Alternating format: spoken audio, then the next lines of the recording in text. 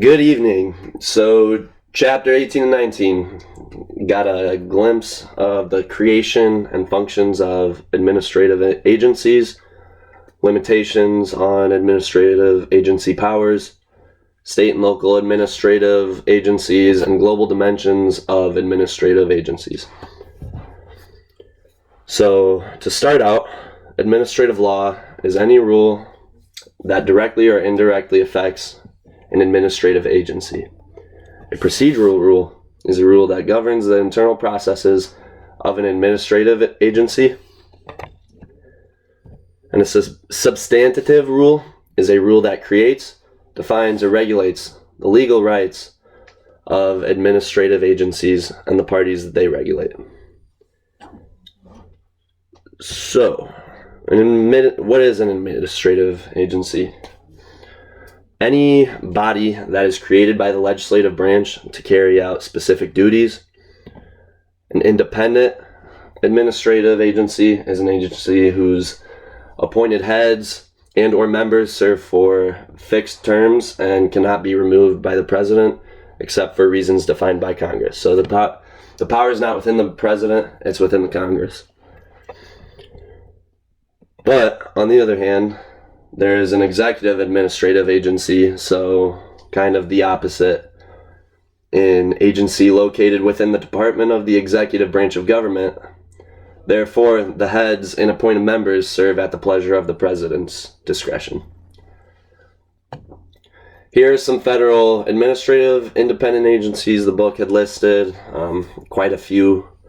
Commodity Futures Trading Commission, the CFTC, might be aware of that.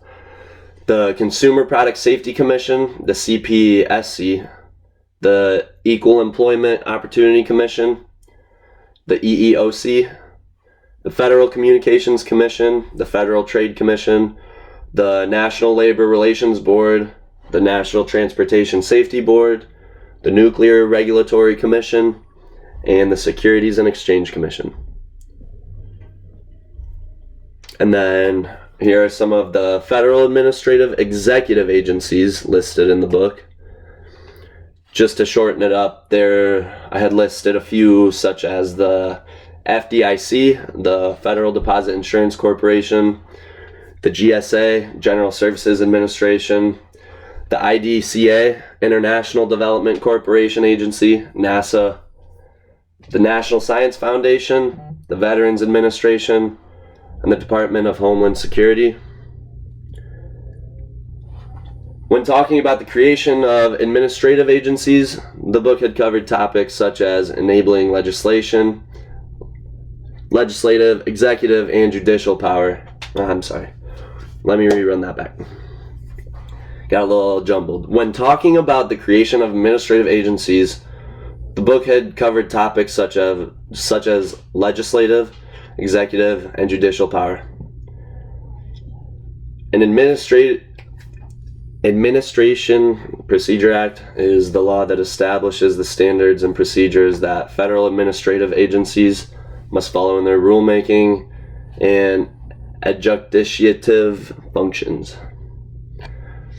And then, just to wrap up chapter 18, different types of rulemaking, statutory limitations, institution limitations, administrative activities, and adjudication were explained as well.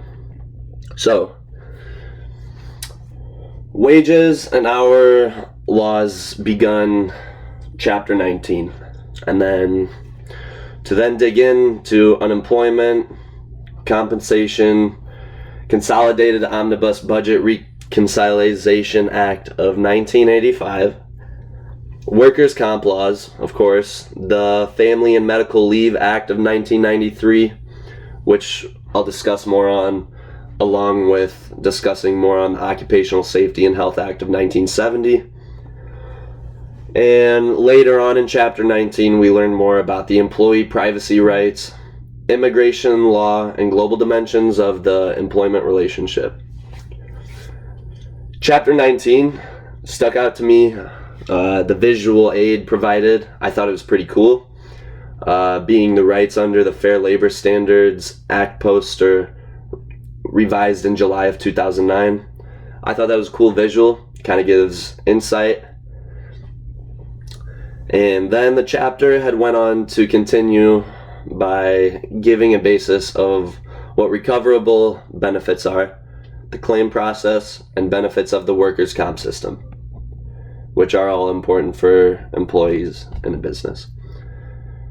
A Family Medical Leave Act is a law designed to guarantee that workers facing a medical catastrophe or certain specified family responsibilities will be able to take needed time off from work without pay, but without losing medical benefits along with their jobs.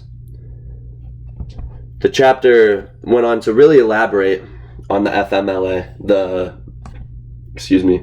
Family Medical Leave Act. So, like I said, the chapter went on to really elaborate on the FMLA, the Occupational Safety and Health Act of 1970.